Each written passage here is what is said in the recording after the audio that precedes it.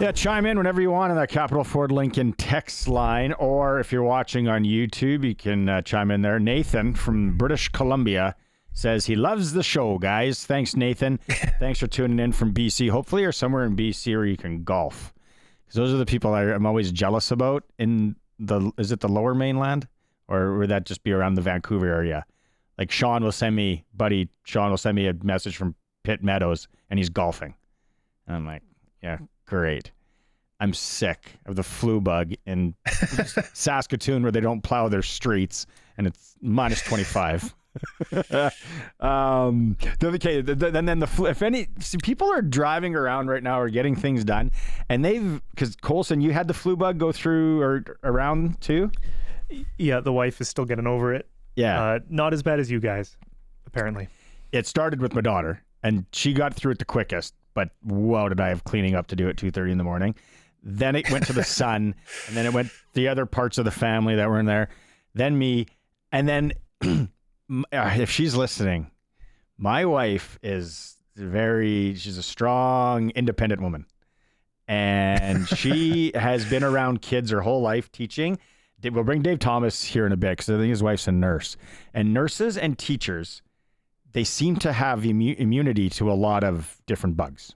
My wife said, I don't get sick. I just don't get sick. So everyone else was getting sick, and we're sharing like Chex Mix, and we're sharing everything. And I'm like, how do you think you're not going to get sick? Like, it is going to happen. It's just a matter of when. Well, yesterday it happened, and hey, it's funny, but it's not. And my daughter, she's got me in her. She just wants to chirp right away. Mom is sick, and Gabby just wants to go in there and be like, see, told you were going to get, and I'm like, don't even bother doing it right now. You save that for about 48 hours down the road. But yeah, it's gone through, it must just be a provincial thing. And if you got the flu shot, maybe does that help? I don't know how that guessing game goes, but if you got the flu shot and you haven't got this flu, good on you. You picked right this year. Head to the Cino, maybe chuck a little on black. Let's bring him in on the Western Pizza guest hotline. Nothing wrong with Western Pizza, especially when there's all this hockey to watch and no one wants to cook unless it's leftovers or it should be long gone by this point. Call your local Western Pizza. Get yourself the Greek favorites you love. Order a pizza. Dave, flu bug, anything in your neck of the woods? Fingers crossed we were able to escape the holiday season without the traditional festive flu. I'll let you know that, because usually we get it, but not this year. Yeah, well, this is the first time I've ever had it over the holidays. I was like, okay, if it's a thing that people usually get, I sympathize definitely. Okay, so the Jake Maier thing, and I saw this come down, and I'm like, we talked about it. It was a strong possibility. That would be a great fit, Jake Maier, and people were chiming in on the Western Pizza guest, or on the Capital Ford Lincoln text line. People are chiming in on YouTube saying you guys are crazy on socials. No, it makes sense, but unwrap this for us. So now they're just basically, they have the rights to negotiate with them. Probably, are they doing it right now? Would it be close to being inked? Like, is there any chance that this guy says, no, I'm not signing here? I would highly think that's unlikely that he doesn't sign, but it's the timing of it all, right? Because this happened right before Christmas, and literally the day that it came out was the day that Jake Maier found out that he had been dealt to the Saskatchewan Roughriders by the Calgary Stampeders. So he didn't have a lot of time to process, right? Because there's a lot to go through, to think about, because he had it obviously in his mind since the final game of the regular season that there's a pretty strong likelihood I'm not coming back to Calgary. And then they go ahead and they get Vernon Adams Jr. Yeah, it's probably looking like I am not going to be in Calgary next year.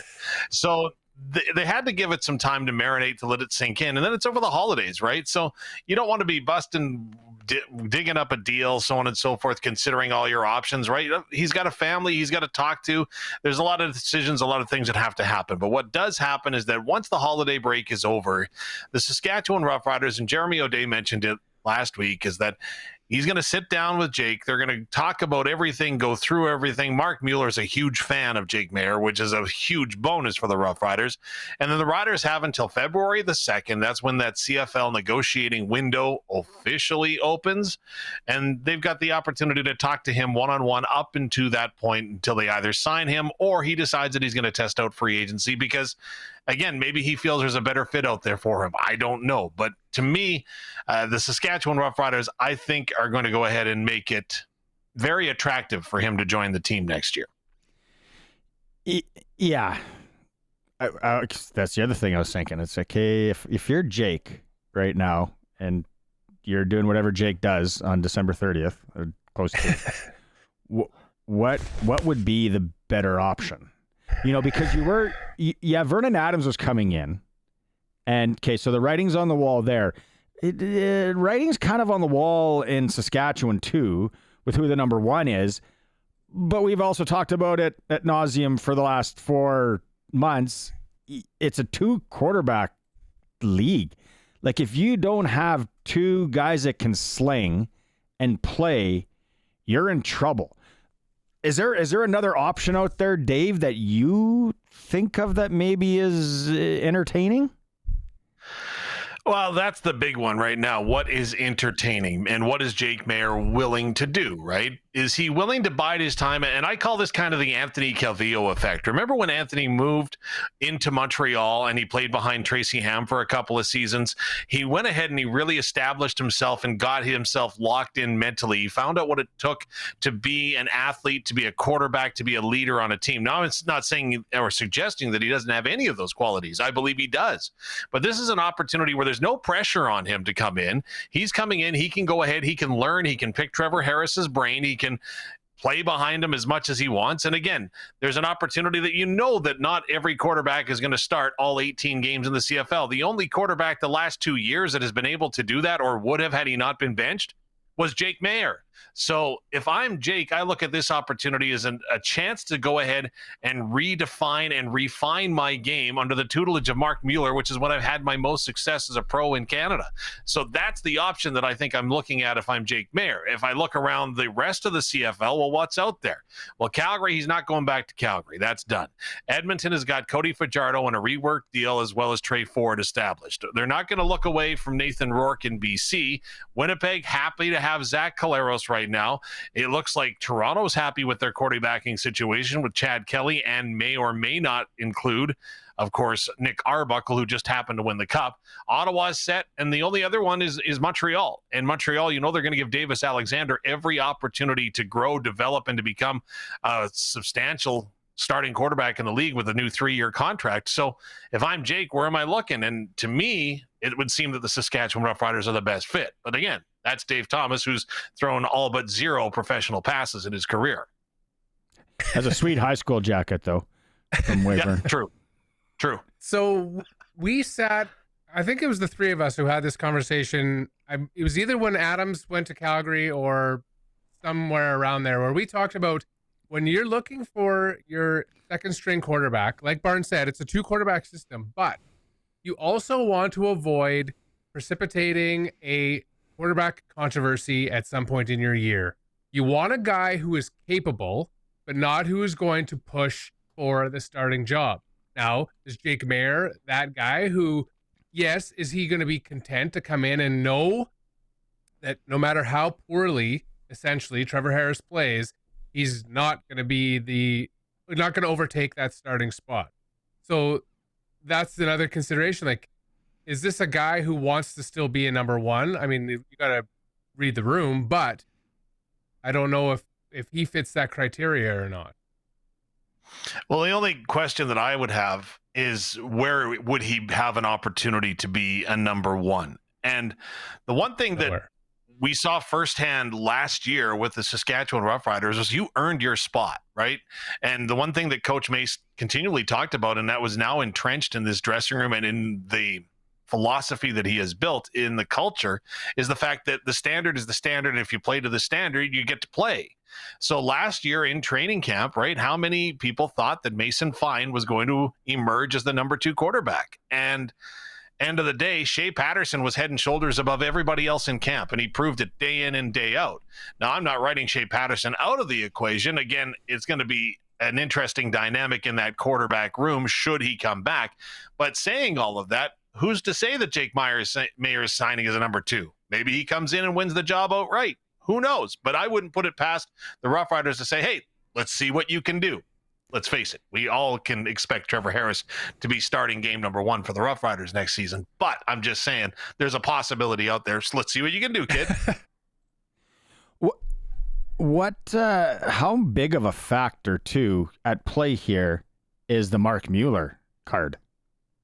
Gigantic. Big one. Yeah. Huge. If you've got an ace up your sleeve, that's it right there. Mark Mueller and Jake Maier, from what I've heard, and I don't dispute it, and I haven't heard anything to the contrary, have a fantastic relationship. And again, Jake Maier has been his most successful with Mark Mueller at his side. So I think you reunite the two of them here. I think that's just a perfect match between the two of them. And then it's on them to recreate it, right? Recreate what you showed in Calgary that upset Bo Levi Mitchell. The Stamps went ahead and said, okay, Bo, thanks, but no thanks. We're going to go this way, in large part to the tutelage of Mark Mueller. So we'll see whether or not that could be recreated in Saskatchewan. We don't know, but where does this leave Shea Patterson? We don't know. He's pending free agent, right? We don't know. Yeah, and I would like to know what he's thinking at this point at stage of the game. With all, still a number of free agent quarterbacks with CFL experience on there, is the sample size big enough for a team to say, we want that guy, or for a team to say, thanks, but no thanks? I don't know. It's tough. He's still young. And that's the other thing with Maier, too, is, Trevor Harris ain't going to play forever. He's still in great shape.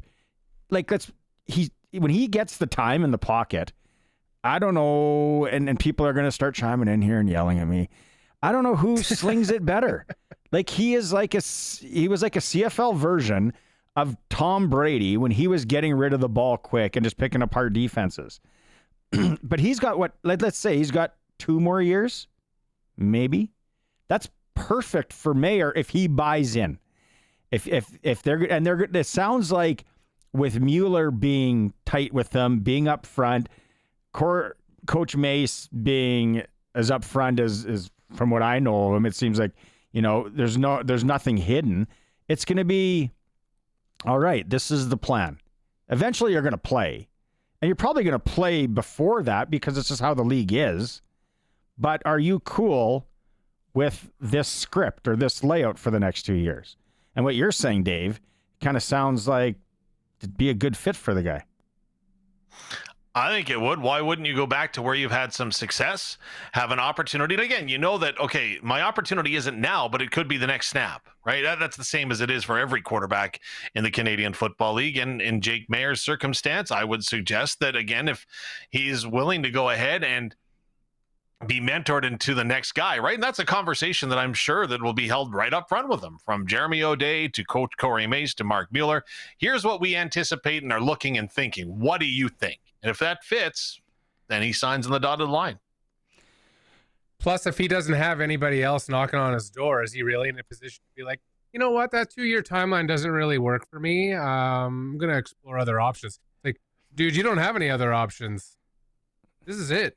Well, Nick Arbuckle was a week and a half away from going and coaching high school football south of the border before the Toronto Argonauts came calling because his green card was expiring here, or work visa, in Canada was expiring, and he was going to head out. So to me, you're right. Absolutely. It's what are you willing to do? It's a life decision, right? Do you want to keep pushing and pursuing this goal and this dream, or are you content with where it's at, right? And again, life decisions. I love it. I think that's our first green card comment on the all new SportsCage. Okay, I gotta ask you. Let's go back to this CFL report card that was released on every team, and now as more infos come out since the last time that we talked. What was the one on there? 3 Down Nation had a bunch of pieces. What was the one thing on there that really made you chuckle? Chuckle. I think some of the reactions, just the reactions to the grades that were coming out, right? Because like they were out there from meals to the way that the team travels, and to me, I was like, really, like what? And so just the reactions that were out there to them, like Ed Hervey going off in it, this is embarrassing. Well, okay, it was embarrassing, but when you're not winning, things aren't good, right? Everything is terrible when you're losing. Okay, so you travel with the team and you get to go on an airplane with the team. It's not like you guys use the same, it's not like the Larange Ice Wolves have their bus. Like you guys just have a charter from WestJet or wherever, and it's could be a different bird every time. So the one that made me laugh was, I think it was Winnipeg. Somebody on Winnipeg complained about the team plane. And it's ratty, and it's basically a hunk of junk, and there's not a lot of leg room. And it's like, hey, bud, that's not owned by the Winnipeg Blue Bombers. Well, you have What you visions just all of a described sudden. was a plane. Well, you got the visions from Major League. Remember the Cleveland, how they downgraded to that terrible plane before the bus? So, like, no, you know, it's. If you've traveled commercial, you basically have traveled on one of the planes that the CFL employs in their partnership with WestJet. So I thought that was interesting. Yeah, no. And then the food thing, like Harry, you run a pretty good diet. Me, not so much. Like wouldn't the food thing, a lot of that would be with the player. Yeah, do you think they'd have some input into what they're putting in? I was just like, whatever there is. We're finely tuned machines, but I guess it's just ho-hos and Pepsi today. Well, from what I can tell you, is I can draw a little bit of similarity to the Saskatchewan Rush of the National Lacrosse League. I followed them for 3 seasons. And again, there is a lot of preparation when it goes to making sure that there's nutrition for when the players come into the dressing room. Like, are there bananas? Are there fruit? Are there whatever else out? Like, I'm assuming that's what we're talking about here. Like, again, if you're worried about eating corn dogs on Tuesdays all the time, I don't think that is exactly what happens. But to me, okay, so we like a little bit of a better spread instead of having gummy worms. Okay, fine. We can try to change that for you. Yeah, it's like baseball dugouts and locker rooms, right? You got all sorts of candy and stuff in there, and yeah, it was really interesting. I'd like to know more about it, delve into it. I never will get the chance, but it was cool. Okay, Dave, I wanted to bring you on and unwrap what you thought about the Maier thing. I think everybody is of the same mindset that, yeah, he will end up signing here. Like you both talked about, like, where's the other? This is the best option for him. Mark Mueller is his buddy. Yeah. Like, well, and like I said, this is a downtime in football, but it's an extremely busy time, right? With all the bowl games that are going on south of the borders, you know, the football operations departments around the CFL are absolutely swamped, right? They're getting their last look in some instances at some guys that they have a lot of interest in, whether it's bringing them to camp, filling holes, so on and so forth. So I'm not saying that this isn't priority one. I'm just saying the fact that the timing kind of fell at a bad time for everyone involved, right? Because you want to give the guy downtime with his family, so on and so forth over the holidays, and then you get to it. So I think we're going to find out sooner rather than later. Probably, I was going to guess next week, but I've been so wrong on so many things when it comes to timing. Let's wait on that. Okay, I'm going to give you 2 minutes as a high performance hockey coach, kind of. I've only got 75% of the training, man. I've got level 1 and level 2, but 75%, that's it. What are you yelling at the screen about when it comes to Team Canada at the World Juniors? My wife had to come and check on my kids because she thought I was upset at them, and it was the TV. Like, I've never been this upset before at the World Juniors. Like, I love the tournament year in and year out. I've never missed it. But in the Latvia game, I couldn't believe our one forward was disengaging when we had the puck in the offensive zone, and he's out taking a skate between the red and blue line. Like, if I'm Latvia, hey, that's one less shot. I got to worry about blocking. Things are good. And then last night, I just couldn't believe it. I was To me, if you're having problems scoring, you simplify things, don't you? And let's face it, there is so much talent on this Canadian roster. Like, I've had an opportunity to see some of those kids, like from novice, Berkeley Catton in Saskatoon, for example, the guy who's just buzzing everywhere right now. It's a disjointed game offensively, because in the second and third period last night, there wasn't a single rebound converted by the Canadians. They didn't have a rebound chance. And to me, if you're having problems scoring, what we call it, and again, this is very primitive hockey, is we called it the ground and pound. We shoot it at the goalie's skates and we send everybody and their dog to the net, and you keep whacking away at the puck until it either goes in, you get knocked on your butt, or the whistle sounds, in no particular order. Yeah, I don't. For me and Harry, you and I can get into this more, but there's a lot of things that's interesting. I don't think it's doomsday, like a lot of people on social media and everywhere. The world's caving in, but we win tomorrow, and then keep winning there, and things will change. But yeah, losing to Latvia, I'm glad I got to see it. I told my kids, they were watching with me. I was like, you guys just watch history. Right? Like, Latvia just beat Canada. Kind of a nothing game. Maybe a little bit embarrassing, but that was historic. Look at those kids. Imagine being from Latvia. You know? Like, yeah. Well, here's the classic one. And again, going back to my provincial championship that I won last year in under 18B, one thing that we did was that the kids would like to get individual, right? So they wouldn't play as a team. And so at one point as a coaching staff, we literally said, okay, fine. You guys want to do it your way, you go do it your way. And so we let them go for an entire 60-minute game. It was a terrible game. We got our butts whooped, but it was right there, message sent. Okay, guys, you can do it your way or you can do it our way. I guarantee you we're going to have more success. Well, I was the coach, so I couldn't guarantee. But we thought we would have more success if we played systems and did something other than pond hockey and played a team-style game, which led us to a little bit more success. And I wonder if that maybe was what happened with Dave Cameron and Mike Johnson and the team, right? Oh, yeah, you guys want to do it your way? You guys want to keep doing the dangling in between the legs and off the crossbar and all that stuff? Do it. Let's see what happens. You just lost to Latvia, gentlemen. And so we'll see what happens. 14:49 left in the second period of play. Latvia is down to Germany 1-0. So they need to find a goal or the Kavorka. Dave, thanks so much for stopping by. And let's catch up possibly later in the week. Sounds good, guys. Have a good one. Voice of the Saskatchewan Roughriders, Dave Thomas, joining us on the Western Pizza Guest Hotline. Time for a quick break. Update 2, Regina Pat Canadians now down 6-3 in the third period. 7 minutes, 49 seconds left to Pittsburgh at the Circle K Classic, also known as the Max Tournament. It's the all-new SportsCage, streaming at sportscage.com.